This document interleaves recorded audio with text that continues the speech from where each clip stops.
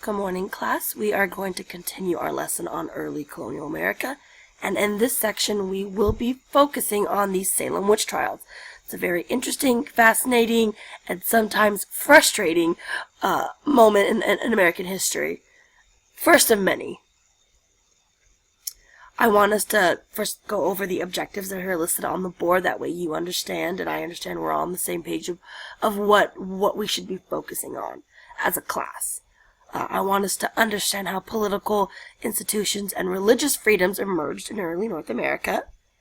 I want to know what caused the Salem witch trials in 1962. I want you to know. I want us to be able to discuss it. The third, I want us to create a timeline of events of the Salem witch trials. We could see how it progressed and what maybe inevitably was the end of the witch trials. And then lastly, I want us as a class to understand the idea of hysteria and what hysteria is and the power of hysteria. Also, the content area standards we will be focusing on. This is very important. Students will analyze the role religion played in the founding of America, its lasting moral, social, political, and political impacts, and issues regarding religious liberty. Also, we have to work on citing incidences of religious intolerance in the United States. For example, persecutions of the Mormons, anti-Catholic, so on and so forth. We have to be able to start citing these throughout the course of the year, really. So this will be one of the first times we will be doing it together as a class. Okay, so for our word wall this week, as you know, every class gets to pick one content vocabulary word to create a word wall with. So our options are scapegoat, hysteria, tolerance, myopia, paranoia, exonerate, tangible, Salem, evidence, accuser, afflicted, and trial. At the end of class, in our exit tickets, I want you guys to write a word that you want to focus on for our word wall. Yes, we will be going over all of these together as a class. You don't get to skip out on these, but we will be voting which one we want to create our weekly word wall collage with. So be sure to write me an exit ticket on the way out. Please participate. So just to kind of refresh our memories a little bit where we left off last class session, we were talking about the political divide between the town of Salem and the village of Salem in Massachusetts. We also were talking about religious persecutions early settlers faced in England. And this is very important because we came to America. We know one of the reasons was we wanted to seek out religious freedom. People wanted to be able to practice freely what they believed in. So I think that's very important that we remember that and kind of refresh that. Are there any questions you guys have before we move forward? No? No questions? Very good. Okay. So what we're going to have to do is I need you guys to take out your KWL chart and your graphic organizers. So what we know for the K section, so what I know, this is what your KWL chart should look like. You guys should have picked it up on your way in. So KWL, what I know. What do you know about the Salem witch trials? If you maybe don't have that much information behind it, what do you know about hysteria? Hysteria. Talk about one of those things. I will let you guys choose. Give me something that you know, a little bit of background. Pull from information that you have. Any little bit is good. I'll give you guys 2 minutes to write that up. Alright, now that we have finished the K section in our graphic organizers, you may share with your partner.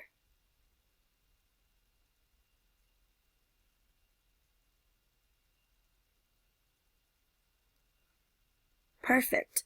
Now we are going to watch a video together as a class.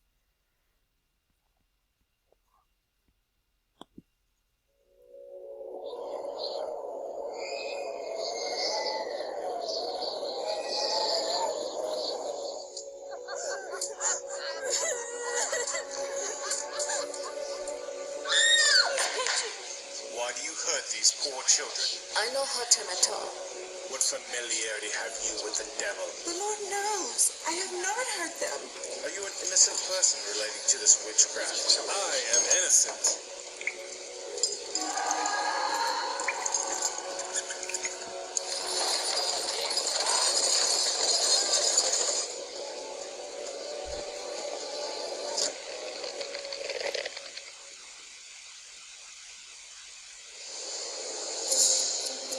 historian of American religious history of Christianity, primarily in America. I teach all of that in various ways, but for the most part I write about the 17th century here in New England and also in England. So I'm a transatlantic historian. Witchcraft, of course, goes back to Exodus. There's a sentence, don't let a witch live. And then in late medieval Europe, it was revived really as a major issue. It was an issue in ancient Israel as well, which is why it's in the Old Testament. So the colonists were being perfectly ordinary, doing the ordinary, usual thing when they had their inquiries about who was a witch and who was not. Witchcraft is primarily a legal process with a strong social base. So the social base is that in villages, towns, these are very small communities in early New England, people insult each other, and you insult someone by calling that person a witch. I came to Salem, and I spent just about 3 weeks here, and did a lot of research, and there were records, that you can only read in Salem. So there were records of what were called the examinations, which were the pre-trial hearings, which are very full. I mean, it's wonderful that we have all those records. The questions that are being asked by the magistrate and the answers that the witch suspects were giving, and they actually make very dramatic reading. The magistrate is pressing Selmgood. He's saying over and over again, do you not afflict these children? You see how they are afflicted. Have you not seen the devil? Have you not made a pact with the devil? And she kept saying, no, no. Then he said, how come these children are afflicted? And she says, there are others you brought here, too. Others are doing it. And you could just tell. I mean, she's grasping at straws. I mean, he will not believe her. So she tries to cast the blame on somebody else. But then she did herself no good by that, because the assumption would be if she knew who was afflicting the children, she must be a witch too. To most of us, the least understandable aspect of it is that 50 or so people said in court that they were witches. We call them the confessing witches. So we say, why would someone confess who had not actually signed the devil's compact? Because none of these people have signed the devil's compact. And the simplest answer would be has to be a psychological answer, that they had absorbed the message that they were sinners, tempted. Now, there's one other legal aspect of this. None of the confessing witches were executed. To prove to the court that you actually were a confessing witch is that you're asked to name others.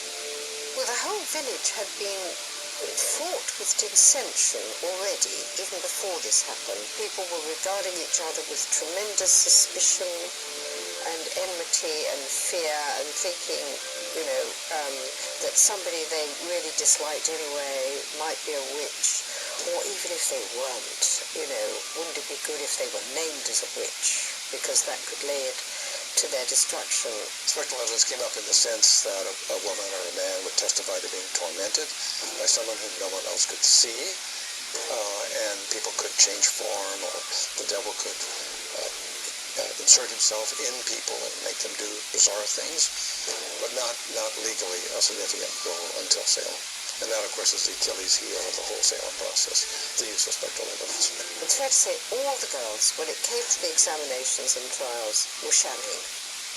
They may have been genuinely hysterical before, they may have genuinely thought they were being bewitched before, but when it came to the examinations and trials, they were putting on a show that they knew they had to put on, because otherwise they might start being accused of being witches themselves. And when it developed, it really was a political episode. I mean, the way it started wasn't, but when it went on, it continued because of village politics and town politics, and in the end, Massachusetts Bay politics. That's what drove the whole episode on. Very early, there was the feeling that judicial errors were being made. But how hard it was to stop this thing, I mean, that was the problem. Who had the courage to stand up and say, this is really a train that's run off the tracks? October is the last session of the court, and then the governor of Massachusetts suspends the court because he's aware something is not going correct. And then in January, the remaining prisoners were let loose. So it all, like, teetered to an end.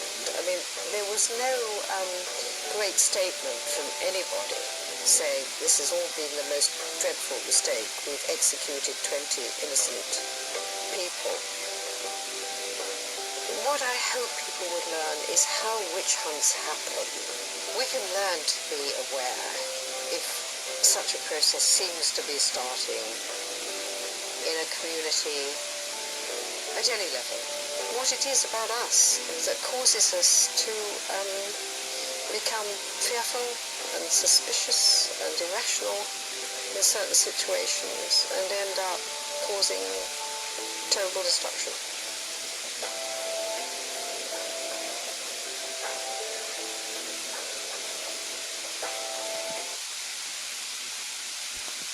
Alright, class, let's take out our KWL charts again. Now, what do you wonder? This video was a small glimpse into what we will be going into further with our web quests and our article readings. So what do you wonder? What do you want to know more of? Did anybody catch a running theme within the video? Yes. Yeah, hysteria. They talked about fear, suspicion. These are things that what fueled the fire of these trials. And hysteria has kind of fueled the fire for a lot of things. Not only in American history, but in the world history, the history of humanity, of society. When things are different or foreign or strange to us, people start to become hysteric because different could possibly mean bad. Right? No? Different doesn't always mean bad. However, back in those times, if these women were different, these women were successful, or if these women that were even named, finger was pointed in a direction, they were executed. They pretty much were done. It was not innocent until proven guilty. It was guilty until proven innocent. So that's why the judicial courts were realizing something was going wrong, because it was the other way around. It was backwards. So finish up your what I wonder or what I want to know more of section in your chart for your graphic organizers. And then I want us to go ahead row by row and go and collect our tablets. Okay. So everybody, I need you guys to go to this link for the web quest. Exhibit A, B, C, and D are going to go over some reading articles about the Salem witch trial, some background history, about the pastor who was living within the village of Salem, how it started in 1962. So we will go and we will be reading a little bit about that. And also it has a map of all the women that were accused and where they were located at. So we will go over the web quest for today, and it'll also be for your homework tonight. So please finish that up as soon as you can. And then tomorrow, after you guys have finished your web quest, we will be doing a reenactment. We will be doing two. I'm going to split the class up into Group A and Group B. They were pre-selected groups. You will not be able to work with your friends. I'm sorry, but I'm going to pre-select the groups. Group A will reenact Abigail Hobbs' trial, and then Group B will reenact William Baker Jr.'s trial. People will be the judge, we'll have the jury, we'll have those being accused, we'll have the people prosecuting them, and everybody that's in the other group will get to be the townspeople that would sit in and watch.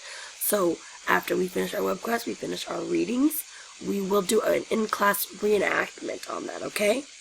So everybody come prepared. And then lastly, our journal question for the week. I want us to brainstorm and discuss more recent historical events that you might label as a witch hunt. What do you think causes these events to take place? This is our weekly journal question. You must submit it to me by Friday, okay?